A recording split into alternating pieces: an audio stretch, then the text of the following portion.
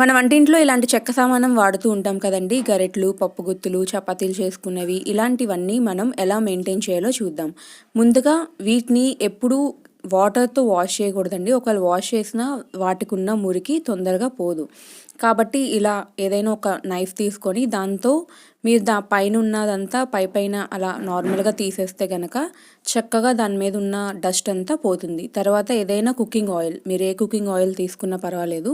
ఆ కుకింగ్ ఆయిల్‌తో గనక 2 చేతులకి చక్కగా కుకింగ్ ఆయిల్ అప్లై చేసుకొని, ఈ చెక్క సామానానికి మనం అప్లై చేసి ఏదైనా ఒక కవర్‌లో పెట్టుకొని గనక స్టోర్ చేసుకుంటే ఎక్కువ కాలం పాడైపోకుండా ఉంటాయి. మన రెండో టిప్ వచ్చేసరికి దోస కారం ఎలా తయారు చేసుకోవాలో చూద్దాం.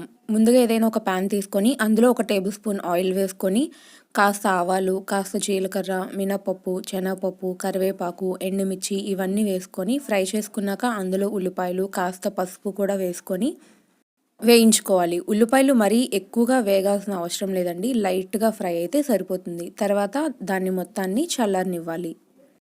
మొత్తమంతా చల్లారిన మిశ్రమాన్ని ఒక మిక్సీ జార్‌లోకి తీసుకొని అందులోనే కొద్దిగా కొబ్బరి, వెల్లుల్లి ఇంకా టేస్ట్‌కి సరిపడా సాల్ట్ వేసుకొని కొద్దిగా వాటర్ యాడ్ చేసుకొని స్మూత్ పేస్ట్ లాగా గ్రైండ్ చేసుకోవాలి.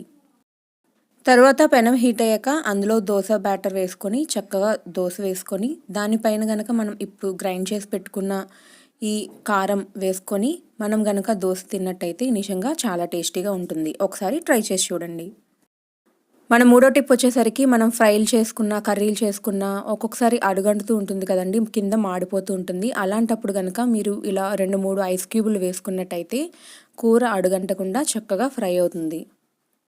ఈ 3 టిప్పుల్లో మీకు ఏ టిప్ నచ్చిందో ఖచ్చితంగా కమెంట్ సెక్షన్‌లో కమెంట్ చేయండి. Thank you for watching this video. Please support and subscribe my channel. ఈ వీడియో నచ్చినట్టయితే లైక్ చేయడం మాత్రం మర్చిపోకండి.